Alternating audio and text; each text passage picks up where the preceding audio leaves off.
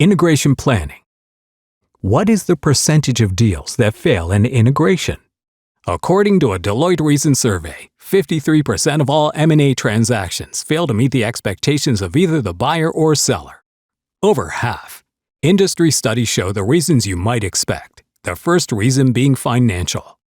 Regrets about overpaying on the part of the buyer or selling for too little on the part of the seller.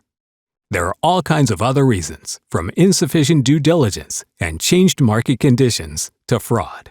But the consensus is that the number one reason that over half of deals don't meet expectations is lack of proper integration, particularly in today's market where it's harder to hire and keep people coming into the office. Imagine a scenario where you've sold your company and got a very big check. Feels good, right? Then a few months later, your 12-year-old son comes home from school and says that his friend's dad, John, who worked for you for many years, was just fired with no severance. The word is out that you took care of yourself, got a lot of money, but you didn't take care of your employees. You didn't consider your key employees in your integration plan. Now, how good does that big check feel? Here are the top 5 reasons that integration fails. 1. Inadequate due diligence. 2. Changes in environment/strategy. 3. Poor leadership/direction. 4. Culture clash. 5. Improper retention plans. In this day and age, where it's difficult to hire people, number 5 is of greater importance. The first thing you have to determine is the level of integration, limited integration, partial integration, or full integration, and what best practices will you be integrating. More specifically, marketing, human resources, relationship management, operations.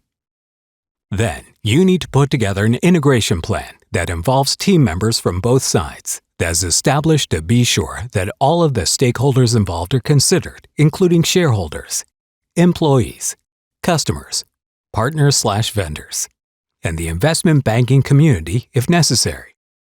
The integration plan should 1. Retain key employees.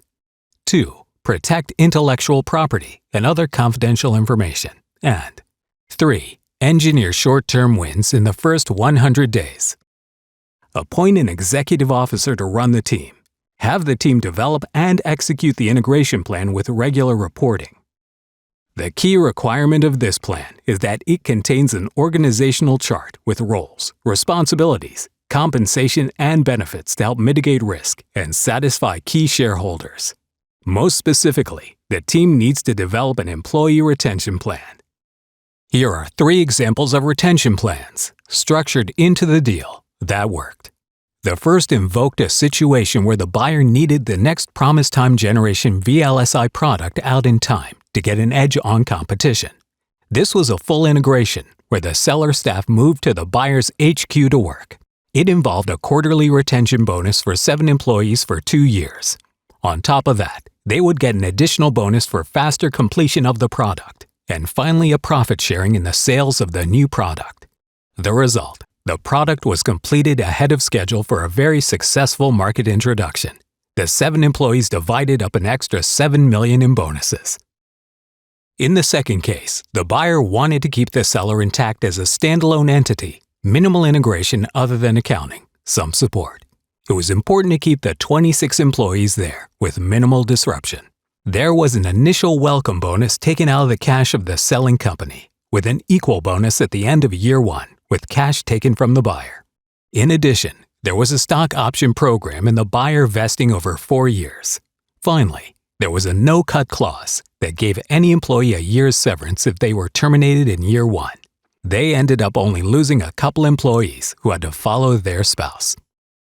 The last example is a company with partial integration of sales and support, where the buyer really wanted to incent the employees to stay.